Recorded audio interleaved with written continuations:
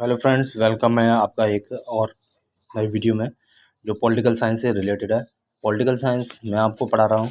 Political science UPSC के optional subject के लिए, पीसीएस के लिए ऑप्शनल सब्जेक्ट के लिए, ये पीजीटी या फिर लेक्चरर या फिर प्रोफेसर के पद के लिए आप परीक्षाओं की तैयारी कर रहे हैं या फिर एमए बीए की परीक्षाओं की तैयारी कर रहे हैं तो आप पॉलिटिकल साइंस के लिए मेरे चैनल को आप सब्सक्राइब कर सकते हैं और अन्य खबरों के लिए भी आप चैनल को विजिट कर सकते हैं। चैनल को सब्सक्राइब करना जिससे आने वाली सारी वीडियो आपको मिलती रहे। जैसे पॉलिटिकल साइंस राजनीति विज्ञान क्या है इसके विषय में हम बात करेंगे। तो राजनीति विज्ञान क्या है, ये सारी बातें हम लोग करेंगे। तो राजनीति विज्ञान क्या है, राजनीति विज्ञान क्या है, ये इसकी हम बात करेंगे। तो चलते हैं, शुरू करते हैं। तो ये बुक है, तो ये टेक्स्ट बुक है। टेक्स्ट बुक से पढ़ना सबसे ज़्यादा बढ़िया रहता है। तो what is politics, what is politics की बात करेंगे। पॉलिटिक्स क्या है, तो लिखा हुआ है, दुर्भाग्यवश राजनीति एक ऐसा विषय है जिसमें प्रत्येक व्यक्ति स्वयं को विशेषज्ञ मानता है, चाहे उसने इस विषय का क्रमबद्ध अध्ययन किया हो अथवा नहीं। ये बात सत्य है कि दुर्भाग्यवश राजनीति एक ऐसा विषय है। दुर्भाग्यवश इसलिए कह सकते हैं कि अ, ये लोग समझते हैं कि हमें समझ में आ रहा है, लेकिन उन्होंने उसका उन्होंने उसका क्रमबद्ध अध्ययन किया हो या फिर न किया हो, वो ऐसा सोचते हैं। J.H. प्राइस जो एक विद्वान है वो ऐसा मानते हैं कि दुर्भाग्यवश राजनीति एक ऐसा विषय है जिसमें प्रत्येक व्यक्ति स्वयं को विशेषज्ञ मानता है। इसमें हर एक व्यक्ति ये कहता है कि मैं इसका विशेषज्ञ हूँ, परंतु चाहे उसने उसे उस विषय का क्रमबद्ध अध्ययन किया हो अथवा नहीं। राजनीति को ये जो बात कहते हैं, ये क्वेश्चन है J.H. प्राइस का, ठीक है। तो राजनीति को परिभाषित करने की समस्या क्या है, इस पर देखते हैं। तो राजनीति को परिभाषित करने की क्या है समस्या, देखते हैं। तो जैसे कि ये मैंने नोट्स बनाए हैं कुछ। तो जैसे कि राजनीति क्या है, तो दुर्भाग्यवश राजनीति एक ऐसा विषय है जिसमें व्यक्ति स्वयं को विशेषज्ञ मानता है, चाहे उसने इस विषय का क्रमबद्ध अध्ययन किया हो अथवा नहीं। J.S. प्राइस ये बात बोलते हैं, राजनीति को परिभाषित करने की समस्या क्या है, प्रॉब्लम टू डिफाइन पॉलिटिक्स।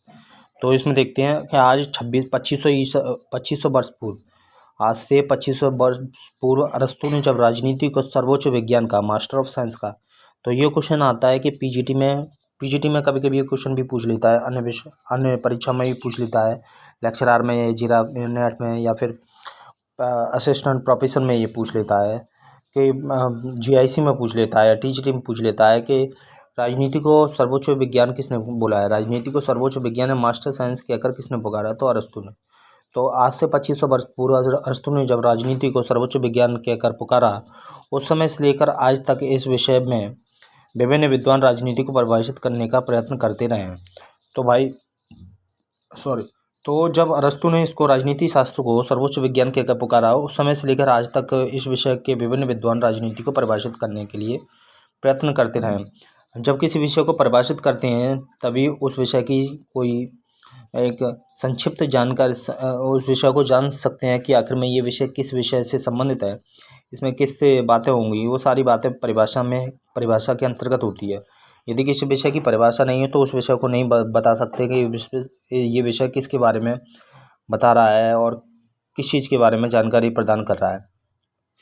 प्राचीन काल में प्लेटो और अरस्तु आदि विद्वानों ने इसके अर्थ व स्वरूप को स्पष्ट करने का प्रयास किया था। तो जो प्राचीन काल में प्लेटो और अरस्तु आदि विद्वानों ने इसके अर्थ व स्वरूप को स्पष्ट, सुकरात, अरस्तु, प्लेटो ये सबसे प्राचीन माने जाते हैं। यूनान में राजनीति का प्रारंभ यूनान से माना जाता है। ऐसे नहीं कह सकते कि राजनीति चिंतक जो हैं केवल पाश्चात्य चिंतक हैं, भारत के भी, भारतीय चिंतक भी राजनीति में आते हैं, जैसे मनु हो गए, कौटिल्य हो गए, अन्य लोग हो गए, जैसे महाभारत में, रामायण में, अन्य अन्य जगह पे भी इनसे पहले भी राजनीति पर चिंतन हुआ है। परंतु जो एक कह सकते हैं क्रमबद्ध रूप से जो चिंतन शुरू हुआ है वो यूनान और पाश्चात्य चिंतकों के द्वारा प्रारंभ हुआ है। प्लेटो और अरस्तु आदि विद्वानों ने इसके अर्थ व स्वरूप को स्पष्ट करने का प्रयास किया। तो मध्यकाल के चर्च के धर्माचार्य जैसे विशिष्टता संत अगस्टाइन और टॉमस एक्विनास और मर्सिगिलियो और पेडुआ ने इस विषय पर चिंतन किया। तो केवल प्लेटो और अरस्तु ने नहीं, लेकिन मध्यकाल में भी कुछ जो चर्च के धर्माचार्य, जब चर्च आ गया, जब क्रिश्चियनिटी आ गई, तो संत अगस्टाइन हो गए, टॉमस एक्विनास हो गए और मर्सिगिलियो हो गए और पेडुआ ने इस विषय पर चिंतन किया। तो और क्या था, उन्होंने चिंतन में क्या बताया कि आधुनिक युग के मकियावेली से लेकर साम्यतावादी विचारक हाँ, तो अब जो वर्तमान में कैसे इस पे जो चिंतन हो रहा है, कैसे इसको डिफाइन किया जा रहा है कि व्हाट इज़ द पॉलिटिक्स। तो आधुनिक युग के मैकियावेली से लेकर संविदावादी विचारक को टॉमस हॉब्स हो गया, लॉक हो गया, रूसो हो गया।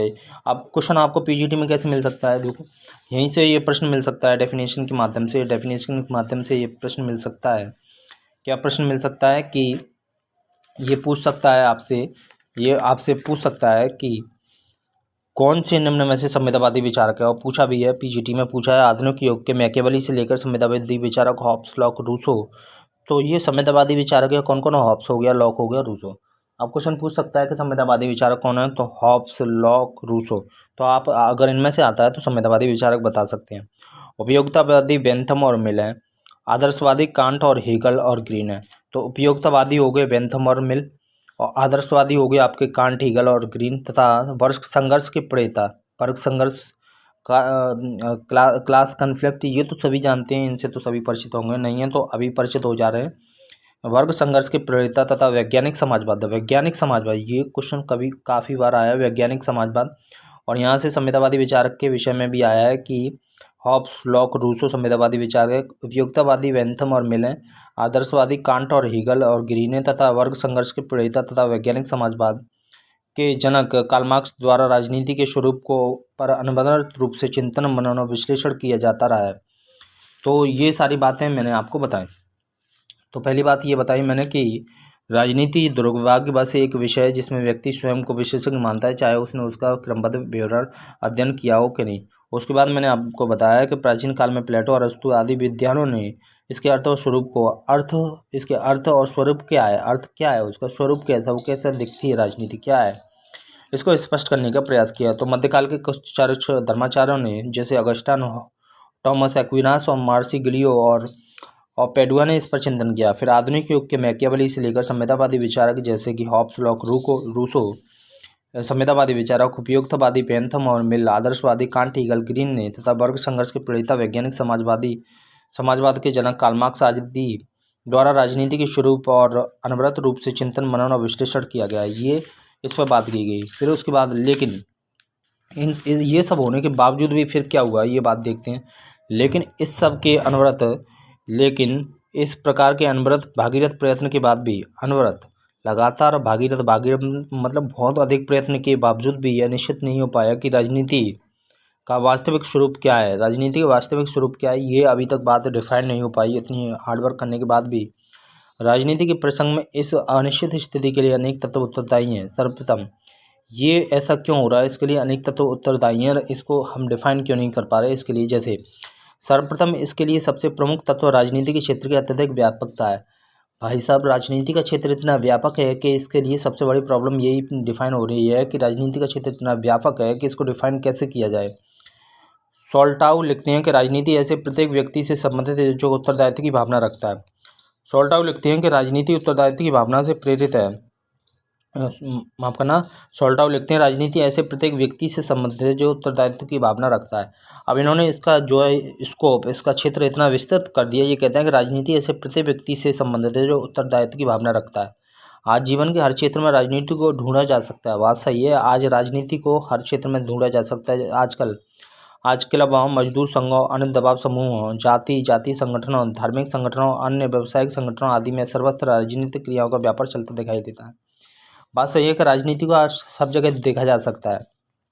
मिलर ने व्यंग्यात्मक ढंग से कहा कि आज राजनीति सीमित कक्षों, अंतर्विभागीय बैठकों, स्कूल कर्मचारियों की बैठकों और डॉग लवर्स संघों तक व्याप्त हुई है। यानी कि अब राजनीति आपके हर एक क्षेत्र में अंतर्विभागीय बैठकों, स्कूल कर्मचारियों, सीमित कक्षों, सब जगह जो राजनीति आ गई है। जब यूनानी विचारक अरस्तु अच्छे जीवन की अनिवार्य शर्त के रूप में राज्य को स्वाभाविक संस्था मानता है। अरस्तु ने, जब यूनानी विचारक अरस्तु अच्छे जीवन की अनिवार्य शर्त के रूप में राज्य को स्वाभाविक संस्था मानते हैं, वहीं अच्छे जीवन से उसका आशय आध्यात्मिक, भौतिक और नैतिक आदि सभी क्षेत्रों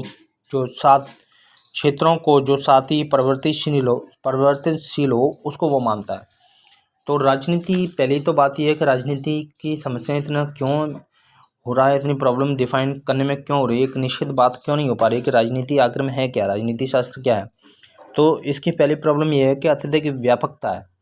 और दूसरी बात यह है कि राजनीति जो है हर एक क्षेत्र में आज हो गई है, चाहे क्लब हो, मजदूर संघ हो, अन्य संगठन हो, समूह हो, धार्मिक संगठन हो, तो उसमें ये चलता रह जा रहा था। मिलर ने व्यंग्यात्मक ढंग से भी ये बात बोली थी कि आज राजनीति जो है सीमित कक्षों तक हो गई है, अंतर विभागीय बैठकों में राजनीति चलती है, स्कूल कर्मचारियों में राजनीति चलती है, डॉग लवर्स संघों में राजनीति चलती है। तो ये सारी राजनीति के बातें हैं। तो आज वीडियो यहीं तक रखते हैं, उसके बाद और बात करेंगे कि किसने कैसे राजनीति को डिफाइन किया। ठीक है भाई, तो राजनीति को डिफाइन करने के लिए किन किन विद्वानों ने क्या क्या बात बोली, इस पर ही बात करेंगे। तो आज हमने जाना कि राजनीति क्या है, राजनीति को परिभाषित करने की समस्या क्या है, और राजनीति में किन्होंने कहाँ से शुरुआत करी, ये सारी बातों को हम कल देखेंगे। तो तब तक के लिए धन्यवाद।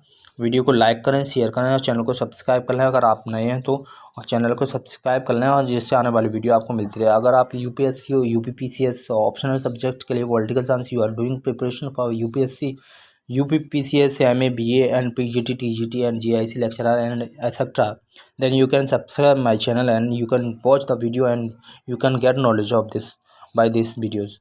Thank you very much. Namaskar.